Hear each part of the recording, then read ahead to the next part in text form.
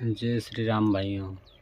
भारत आदिकाल से है और पिछले 1000 वर्ष से मुगलों का और अंग्रेज़ों का शासन भारत पर रहा है। आक्रांताओं ने भारत पर वह सब अत्याचार किए जिससे भारत की संस्कृति और हिंदू समाज नष्ट हो सके, चाहे अंग्रेज हों या मुग़ल हों। मुग़ल मंदिर तोड़कर मस्जिदें बनाई, मुग़लों ने अंग्रेज़ों ने जान माल की हानि की। लेकिन सबसे बड़ी बात यह है कि भारत 1947 में आज़ाद हो गया, उसके बाद भी हिंदुओं का शोषण होता रहा।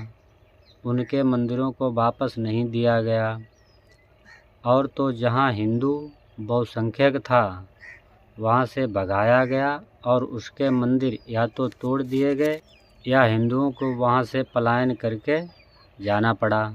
और उस समय की सरकारों के साथ मिलकर मुस्लिमों ने मंदिर बंद करवा दिए, जैसे अभी संभल में हरिहर मंदिर, और वहाँ कई मंदिर बंद थे जो वर्षों से उसे खुलवाया गया। अयोध्या का मंदिर कैसे बना, यह बात हमारे पूर्वजों से लेकर हमने देखी। ज्ञानवापी मंदिर भी देखा, कैसे बंद की गई थी श्रृंगार गौरी की पूजा। कानपुर में भी और बरेली में भी बंद मंदिर खुलवाए गए। भोजशाला पर भी सर्वे चल रहा है। हमारे पूर्वजों की खास बात यह रही कि उन्होंने कभी अपने मंदिरों को भुलाया नहीं, इसलिए आज तक हमें याद है।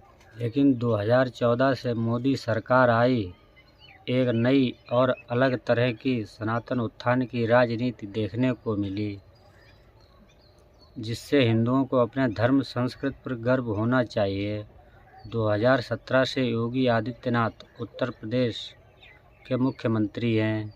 उन्हें कोई भी देखकर यह कह सकता है कि यह हिंदू हैं, क्योंकि महाराज जी की वेशभूषा संत की है। हमारे लिए यही गर्व की बात है। जिस तरह से हजारों वर्षों से सनातन और हिंदुओं को दबाने का काम किया गया, चाहे मुग़ल हों, अंग्रेज हों या 1947 के बाद की सरकारें रही हैं, हिंदू ही दबाया गया। लेकिन अब भारत में सनातन संस्कृति को बढ़ावा और उसका उत्थान हो रहा है, जिसे बचाने के लिए छत्रपति शिवाजी महाराज, रानी लक्ष्मीबाई, बप्पा रावल, महाराणा प्रताप जैसे अनेक वीर योद्धाओं और वीरांगनाओं ने अपने प्राण न्यौछावर किए। इस संस्कृति को कोई विधर्मी या बाहर से आया हुआ दूसरा कोई नहीं समझ सकता। सनातन संस्कृति ऐसी ही है जो सभी को समान और दूसरों की संस्कृति को भी निर्वहन करने की आज़ादी देता है।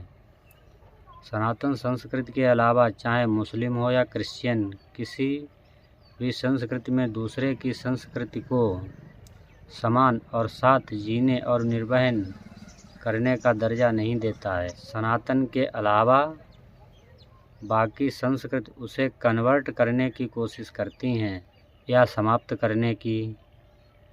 इसलिए सनातन ही एक महान संस्कृति है जिसे पूरा विश्व धीरे धीरे अपना सकता है।